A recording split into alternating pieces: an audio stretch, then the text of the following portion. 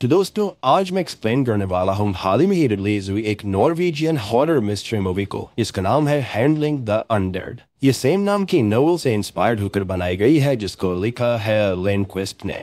Movie काफी interesting है, concept इसका काफी अलग है, आपको देखने में काफी मजा आने वाला है। और इसी बात पे चैनल को लाइक कर दीजिए, सब्सक्राइब कर दीजिए। तो चलिए अब बिना किसी देरी के चलते हैं सीधा वीडियो की तरफ। तो कहानी की शुरुआत में हम एना नाम की एक लेडी को देखते हैं जो कि अपने पिता मले के साथ रहती है और उसका इलायस नाम का एक बेटा भी था।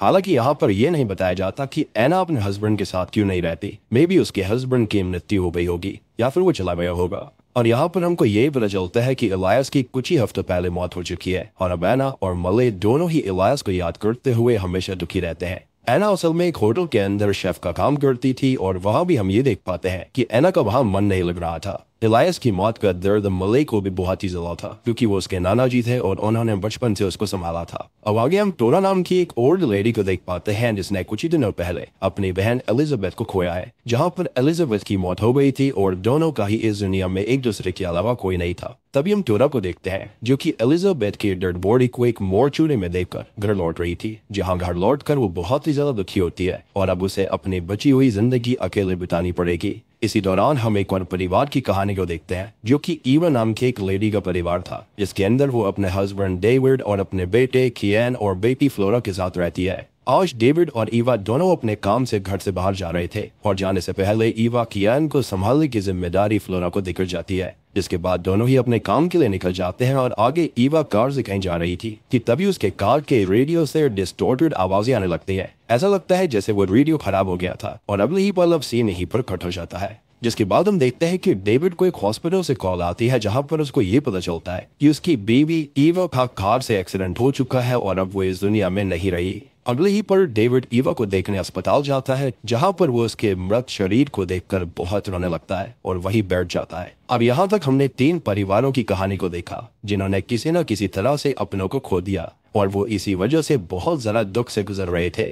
यहाँ पर हम ये भी समझ पाते हैं कि ये तीनों परिवार एक ही शहर में रहते हैं। तभी वहां पर उस शहर के ऊपर एक अजीब सा कालापन छाने लगता है जिसके अंदर कार की लाइट्स अपने आप बंद चालू होने लगती हैं और उसे देखकर ऐसा लगता है कि कोई इनविजिबल करंट वहां से फ्लो हो रहा था, जिसके साथ रोड की ट्रैफिक लाइट भी ऑन ऑफ होने लगती है और कार के हॉर्न्स भी अपने आप बजने लगते हैं। साथ ही साथ जितनी भी चिड़िया होती हैं वो अपना झुंड लेकर शहर के ऊपर जाते हैं और बड़ी अजीब तरह से बर्ताव करने लगते हैं। अब उसी वक्त हम मले को इलायस के ग्रेव के पास बैठ कर रोता हुआ देख पाते हैं जहां पर वो इलायस को याद करते हुए खुद को रोने से रोक नहीं पा रहा था कि तभी वो कालापन जिसने शहर को पूरी तरह से घेर लिया था वो मले के ऊपर आ जाता है, जिसकी वजह से उसके सर में बहुत ज्यादा दर्द होने लगता है और वो लगभग वही ग्रेव पर ही बेहोश हो जाता है। तभी हम एना को देख पाते हैं जो कि होटल में काम कर रही थी और इसी दौरान उसके ऊपर चल रहा फैन नीचे गिर पड़ता है जिससे कि वो बाल बाल बचती है। जिसके बाद हम वापस से मले को देख पाते हैं जो कि ग्रेव पर बेहोश पड़ा हुआ था। अब अचानक से उसे होश आता है जहां पर उसे ग्रेव के अंदर से इलायस की आवाज आ रही थी। उसे कंफर्म करने के लिए 2-3 बार ग्रेव पर कान लगाकर वो सुनता भी है। तभी उसे हर बार इलायस की आवाज अच्छे से सुनाई देती है,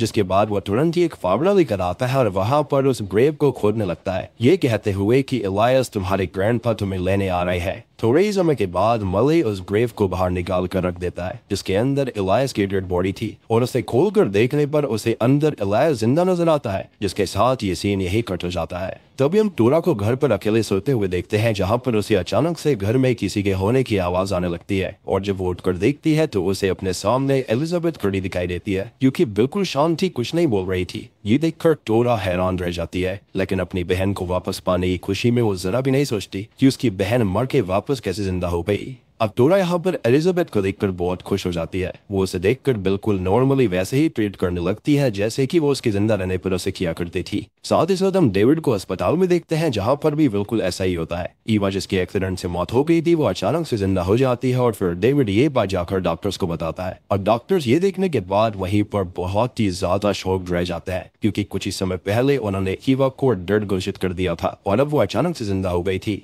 अब जब ईवा के कुछ टेस्ट वगैरह करे जाते हैं तब रिजल्ट उससे भी ज्यादा शॉकिंग थे।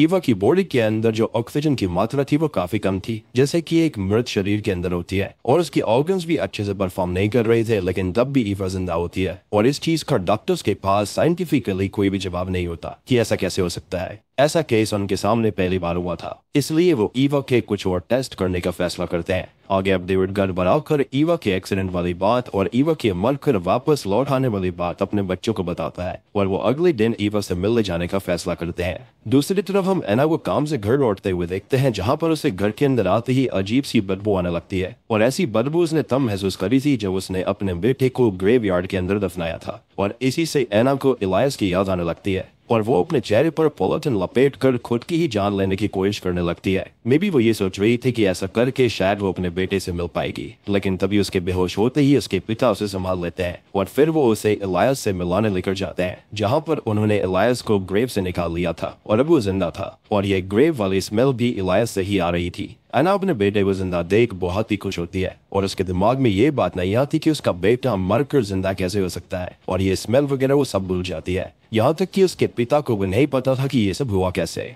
और ना ही उन्होंने ये जानने की कोशिश करे, ना ही कोई दिलचस्पी दिखाई, क्योंकि अब इलायस वापस आ चुका था। अब इस वक्त तक हम उन तीनों लोगों को जिंदा वापस होते हुए देखते हैं जिनकी कुछ ही समय पहले मौत हो गई थी और मुझे ऐसे भी लगता है कि इस पूरे टाउन के अंदर ऐसा जरूर हुआ होगा और इस चीज का कारण कहीं ना कहीं वही अंधेरा है जो कि पूरे शहर के अंदर फैल गया था और हर तरफ अजीबोगरीब घटनाएं घट रही थी, जिसके बारे में हम थोड़ी देर में बात करेंगे। अब कुछ देर के बाद एना के घर पर पुलिस ऑफिसर्स आते हैं और वो क्यों आए थे ये समझना मुश्किल नहीं था, क्योंकि ग्रेवयार्ड से इलायस की डेड बॉडी मिसिंग थी। ये बात एना और मली भी समझ जाते हैं और उनको लगता है कि अगर उन्होंने ऑफिसर्स को सच्चाई बता दी तो वो इलायस को उनसे दूर कर लेंगे, उस पर एक्सपेरिमेंट्स करेंगे और इसी डर से वो ऑफिसर्स को झूठ बोल देते हैं। और उसके अगले ही पल हम ग्रेवयार्ड का सीन देखते हैं जहाँ पर कई ग्रेव्स ऐसी ही खुली हुई थी, जिससे कि ये बात तो साफ साफ समझ आ रही थी कि उस समय जब शहर अंधेरे में डूबा हुआ था तब सिर्फ ये तीनों ही जिंदा नहीं हुए, यहाँ पर असल में कई और भी मरे हुए लोग वापस जिंदा हुए थे और वो भी जिंदा होकर ग्रेवयार्ड से जा चुके थे और इसी वजह से उनकी ग्रेव्स भी खुल चुकी है। अब ऐसा भी हो सकता है कि आगे और भी मरे हुए लोग अपनी ग्रेव से बाहर आएंगे, लेकिन इसके बारे में फिलहाल ज्यादा कुछ बताया नहीं जाता। अब आगे हम थोड़ा को देखते हैं जो कि एलिजाबेथ को नहलाकर उसे अच्छे से रेडी करती है और उससे बातें करने लगती है। यहाँ पर थोड़ा एक भी शब्द नहीं बोलती।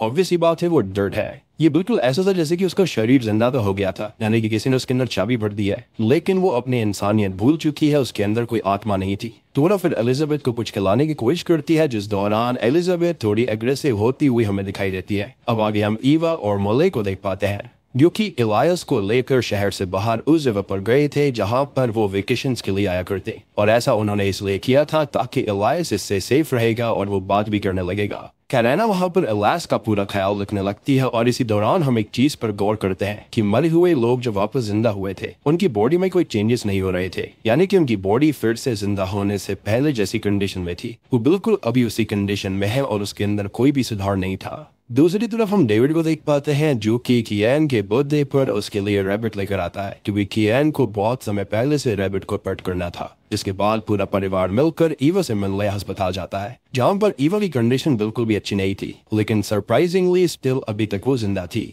डेविड फिर ईवा से ये कहता है कि आज कियान का बर्थडे है और उस रैबिट को दिखाते हुए बोलता है कि ये अब से हमारा नया परिवार का मेंबर है। तब ईवा उस रैबिट को पकड़ने के लिए अपने हाथ आगे करती है और डेविड फिर उसे वो रैबिट दे भी देता है, जिसको हाथ में लेते ही ईवा उसे जोरों से दबाने लगती है और रैबिट इससे जोरों से चिल्लाने लगता है। डेविड तब ईवा के हाथ से उस रैबिट को वापस लेने की कोशिश करता है, लेकिन वो चाह कर भी अपनी पूरी ताकत लगाकर ईवा से वो रैबिट नहीं ले पाता और वहीं ईवा सभी के सामने उस रैबिट को अपनी उंगलियों से फूंक करके खत्म कर देती है, जिसके बाद उस रैबिट के शरीर से खून बहने लगता है और वो वहीं खत्म हो जाता है। ये देखकर कियान बहुत ही ज्यादा डर गया था, यानी कि उसे बर्थडे पर ऐसा ट्रॉमेटाइजिंग गिफ्ट मिला और इसके बाद मुझे नहीं लगता कि वो किसी भी गिफ्ट को या फिर पेट को एक्सपेक्ट करेगा। खैर अब डेविड कियान और फ्लोरा को वहां से लेकर चला जाता है, जहां पर घर आते हुए वो उन्होंने से ये कहता है कि तुम्हारी मां मर चुकी है, जो कि ये रिप्रेजेंट कर रहा होता है कि डेविड समझ गया था कि अब जो ईवा जिंदा हुई है, यानी कि जो वापस आई है, वो उनकी ईवा नहीं है जिसको वो प्यार किया करते थे। उसके अंदर सब कुछ बदल गया था। ऐसा ही कुछ हम डोरा के घर पर देख पाते हैं, जहाँ पर हम एलिजाबेथ को अकेले में बैठकर कुछ खाते हुए देखते हैं और वहीं उसके पीछे डोरा की डेड बॉडी पड़ी हुई थी, जहाँ पर उसके चेहरे का आधा हिस्सा गायब था। यानी कि आप समझ गए होंगे यहाँ पर क्या हुआ, यानी कि एलिजाबेथ ने डोरा को ही मारकर खा लिया था। यहाँ पर यह समझना मुश्किल नहीं है कि ये सभी मरे हुए लोग असल में ज़ॉम्बीज में बदल गए थे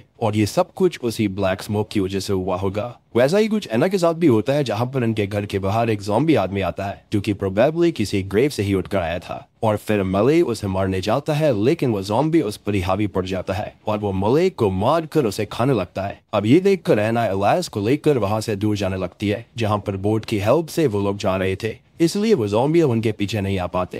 लेकिन कुछ ही पलों के बाद में हम देखते हैं कि एना एक जगह बोट को रोककर एलियास से आई लव यू कहती है और उसे फिर पानी में मरने के लिए छोड़ देती है। इसका कारण ये था कि एना भी समझ गई थी कि उसके हाथ में जो है वो उसका बेटा नहीं है, बल्कि उसके बेटे के शरीर में एक ज़ॉम्बी है, जिसकी वजह से उसने अपने पिता को भी खो दिया, जो किसी भी वक्त उस पर हमला भी कर सकता था, और ये होते हुए एना नहीं देख सकती। इसलिए बहुत ही भारी मन से वो अपने बेटे को विदा करती है और उसे वापस उसे खोना पड़ता है। और बूम, इसी के साथ में ये मूवी यहीं पर खत्म हो जाती है। तो दोस्तों, ये थी हैंडलिंग द अनडेड फिल्म की कहानी। उम्मीद करता हूँ कि आपको ये नॉर्वेजियन हॉरर मिस्ट्री फिल्म समझ में आई होगी, पसंद आई होगी। लेकिन अगर आपको फिर भी समझ में नहीं आई है तो इसके बारे में हम कुछ बात कर लेते हैं। तो देखो, यहाँ पर मूवी के अंदर यही दिखाने की कोशिश करी गई थी कि कैसे किसी के जाने के बाद पूरा परिवार सैड हो जाता है, दुखी रहने लगता है और उसके वापस आ जाने के बारे में ही सोचता रहता है। और मुझे ऐसा लगता है कि जो ब्लैक क्लाउड था वहां पर जो पूरे शहर को घेर रहा था, वो मेरे ख्याल से ऐसे ही लोगों के थॉट्स होंगे, जिसके चलते जो मरे हुए लोग थे वापस आ गए थे। माइट भी ये मेटाफोरिकली हो सकता है। उनके थॉट्स इतने ज्यादा स्ट्रांग होते हैं कि वो अपने मरे हुए लोगों को, परिजनों की जो आत्मा होती है, उनको आफ्टर लाइफ में जाने से रोक रही थी, जिसके चलते वो वापस आ गए थे। अब वो वापस तो आ गए थे, लेकिन उनको कोई क्लू नहीं था कि उनके साथ क्या हो रहा था, क्योंकि ऑब्वियस ही बात है, उनका शरीर खत्म हो चुका है। और कहते हैं ना कि विधि के विधान से कोई लड़ नहीं सकता। अब जब ये लोग सच में मरकर वापस आते हैं, तब वो कोई भी आम इंसान नहीं थे। हो सकता है कि वो इंसानों को जिंदा खाने वाले ज़ॉम्बी बन गए होंगे, या फिर इससे भी कुछ बुरा हो सकता है, और इसलिए इन लोगों को रियलिटी को एक्सेप्ट कर लेना चाहिए था। और अल्टीमेटली एंड में इन्होंने ऐसा किया भी।